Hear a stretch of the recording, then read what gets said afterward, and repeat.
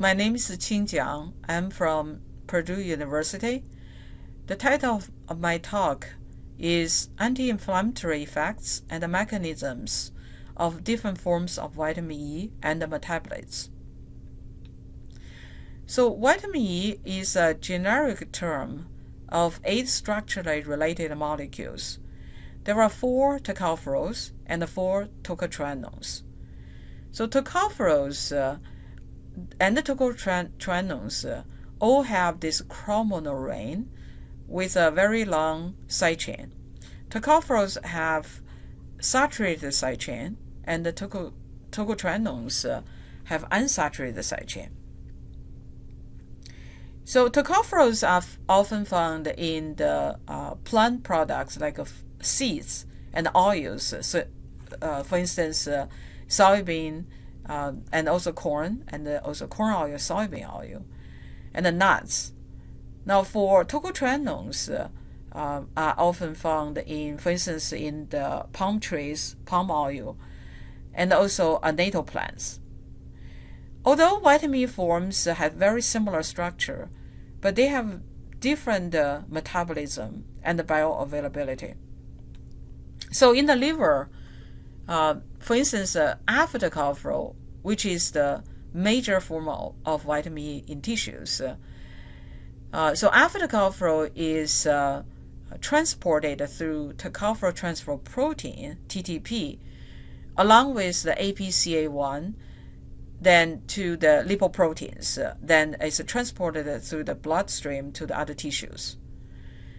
On the other hand, other forms of vitamin E, for instance, gamma tocopherol, delta tocopherol, and the tocotrienols, are mostly metabolized in the liver through cytochrome P450 mediated reaction. So the side chain oxidation is the mechanism. You generate a 13' carboxychromanol, which is then further metabolized. So I first want to spend a little bit of time to talk about metabolism. So the earlier study on vitamin E metabolism was published in 1984 when a Japanese group gave the rats with delta tocopherol, which is radiolabeled. They found that this compound can be identified in the urine. And based on the structure, you can see the side chain is shortened compared to the parental compound. And also there's a carboxylated group added to this. So the group actually predicted that vitamin E should be metabolized by side chain oxidation. But it took quite a while to have evidence to support this hypothesis. So along the way, we actually also help identify some vitamin metabolite.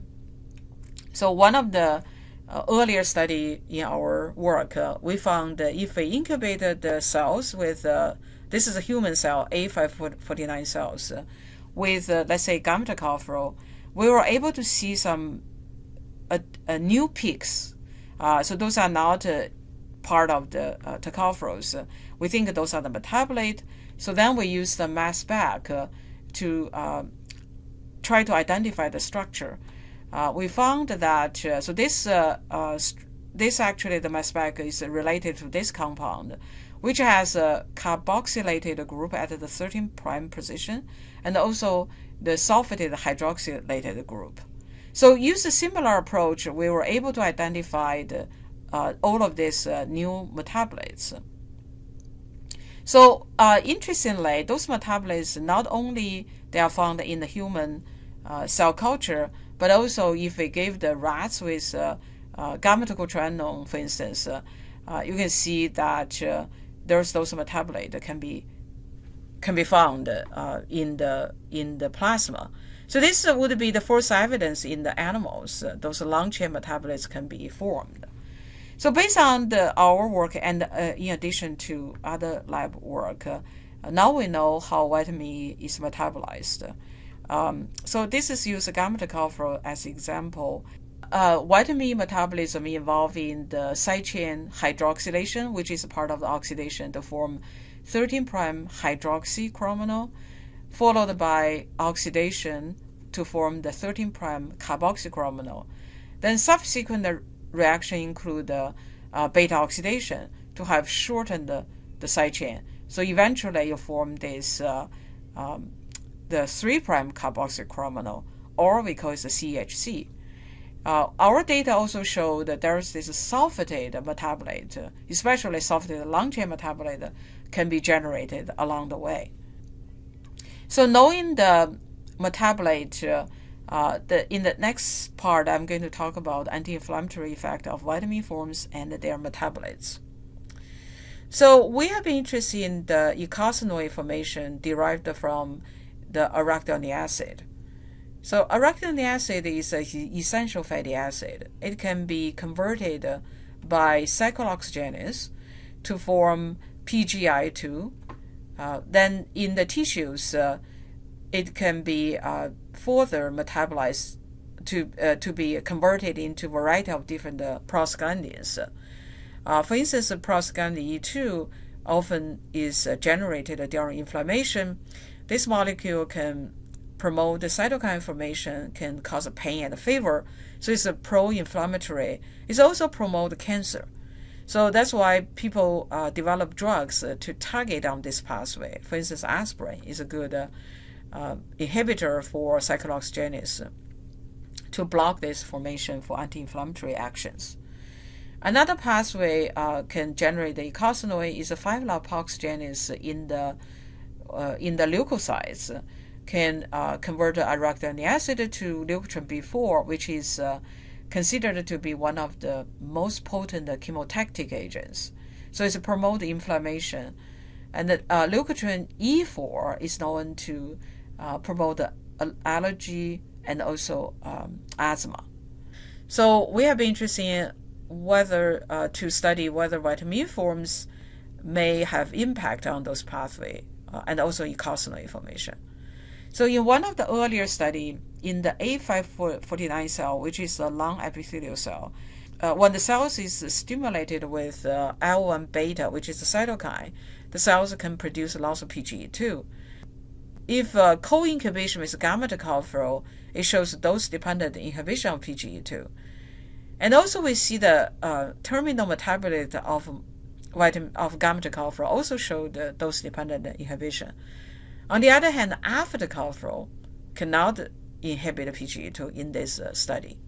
Now, subsequent data, we found the gamma tocotrienol actually is even stronger than gamma tocopherol as inhibit PGE2 in this study. And also delta tocopherol is a very good inhibitor. Again, alpha is not very good. Now, subsequent mechanistic study, we found none of the vitamin form can inhibit COX-2 induction. So the inhibitor of PGE2 is really not because they reduce the enzyme expression.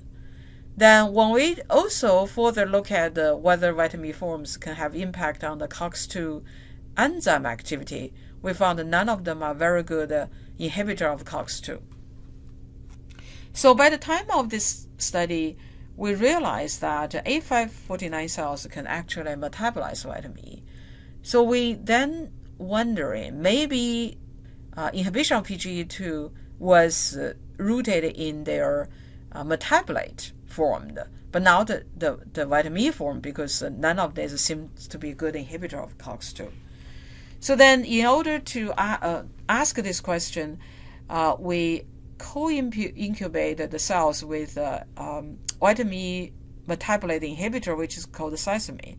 Because sesame can inhibit the enzyme which metabolize vitamin E. So you can see that in the A549 cells, the gamma tocopherol showed a very nice dose-dependent inhibition of PGE2 formation. But if you add the sesame, which inhibit the vitamin E, gamma tocopherol to be metabolized, you can see as attenuate the PGE2 inhibition. So that suggests that maybe the metabolite contributed to the inhibitory effect of PGE2.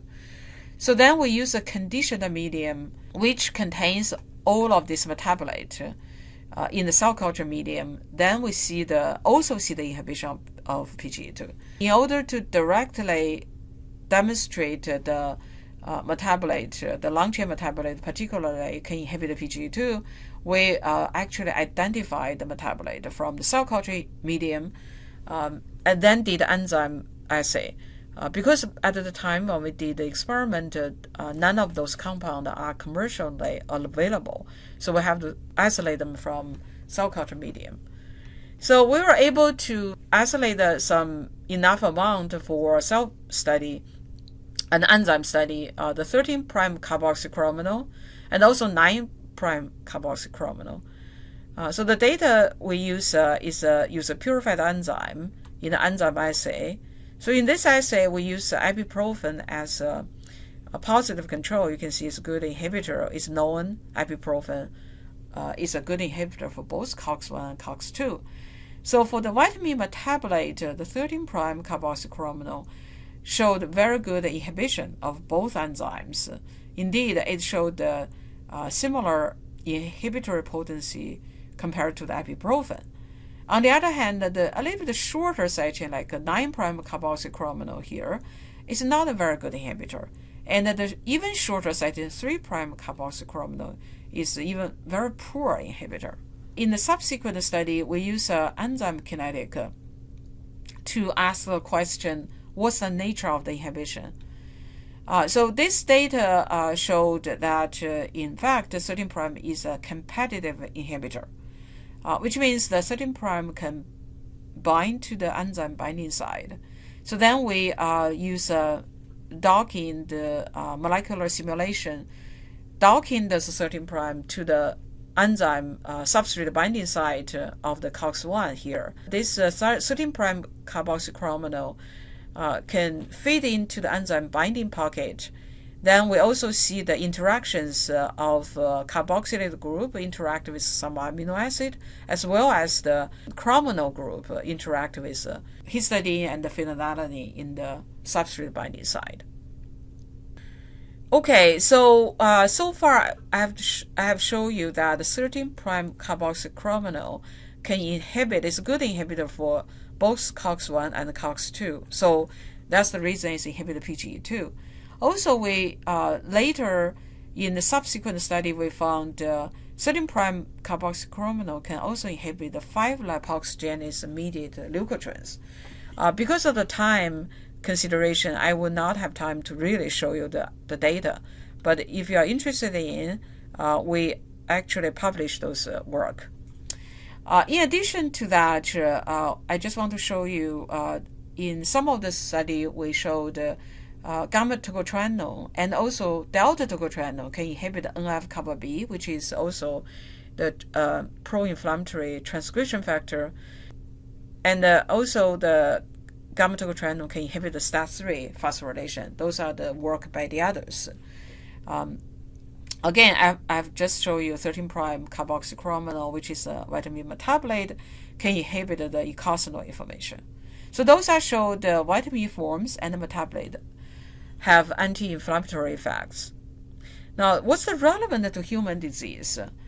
So one of the aspects is the eicosanoids are known to play important role for promoting cancer because the eicosanoids can promote the tumor cell proliferation, cause cancer cell to be resistant to apoptosis. And the NF-kappa B and also STAT3 pathways are also known to promote cancer. So because vitamin forms and also the metabolite can block the eicosanoid inflammation, as also inhibit the NF-kappa B on STAT3 pathways. So we and others believe that the vitamin forms may be useful for cancer prevention. So one of the area people have been studying is the potential against colon cancer. So in this is now our work is published by another group. They showed in the carcinogen, which is AOM, can induce ACF formation in the colon. ACF is aberrant cryptophoci, which is considered the pre-cancer lesions for colon cancer. So in this case, you can see the gamma tocopherol or delta tocopherol or the gamma tocopherol rich mixed tocopherol can inhibit the ACF formation. But after the cow showed a very less, not a very good inhibitory effect. So this model, this result suggest that some vitamin form, especially non-alpha form, may be good for cancer prevention. But one of the issues with this model is ACF itself is not a cancer. It's pre-cancer, considered to be pre-cancer lesions, but many of the ACF is not going to be developed into cancer. So then we decided to use a different model, to use AOM to induce mutations, but use DSS to cause colon inflammation. So this is mimicking the colitis promoted colon cancer. So in this model, you can see actually there's tumors on polyps can be formed in the middle of the distal colon, and also if we increase the DSS cycle, you can increase the tumorigenesis. So we use this model to ask the question whether vitamin E form, in this case gamma tocopherol, whether it can prevent the colon cancer. So this is a study design. So in the histology, it showed the tumors are adenomas, and also it showed the beta-catenin enhanced is activated. And the supplementation of gamma tocopherol showed inhibited the large size of tumor, but not significant in the overall tumor. But the large size tumor is the most relevant for clinical development into cancer. But interestingly, if we use another design which has 2 cycles of DSS, which means it has promoted colon inflammation, the gamma tocopherol effect for anti-cancer is attenuated, although it's still significantly block the large size of tumor. Now, in the another study, we actually, because we see earlier, I show you 13' carboxychrominol, which is a metabolite of vitamin E, is a stronger inhibitor for cyclooxygenase and the 5-lipoxygenase. So we wonder maybe the metabolite can show also anti-cancer effect. So we use this compound, this is a 13' carboxychrominol, in the similar set of design to see whether it can inhibit AOM-DSS induced colon cancer development. So you can see this is the result. Compared to the gamma tocopherol, the 13' at even lower concentration showed the inhibition and the stronger inhibition of large size of tumor and also the total tumor multiplicity. So it showed that this is consistent with the mechanistic study. 13' is a good inhibitor for cyclooxygenase. Most recently, we just published this study to compare the 13' carboxychrominol with the vitamin E form. This is delta tocotrienol in the same colon cancer model. We found is both the delta tocotrienol and the 13' carboxychrominol inhibited the large size of tumor formation. And also 13' is also slightly stronger in terms of block the total tumor formation. So this, in summary, I have shown you there are anti-inflammatory activities for both vitamin E form and the long-chain carboxychrominols, which are vitamin metabolite, and this anti-inflammatory effect can be translated into anti-cancer in the colon cancer models. So I want to acknowledge my collaborators and also funding agents. Thank you for the invitation for me to give the speech.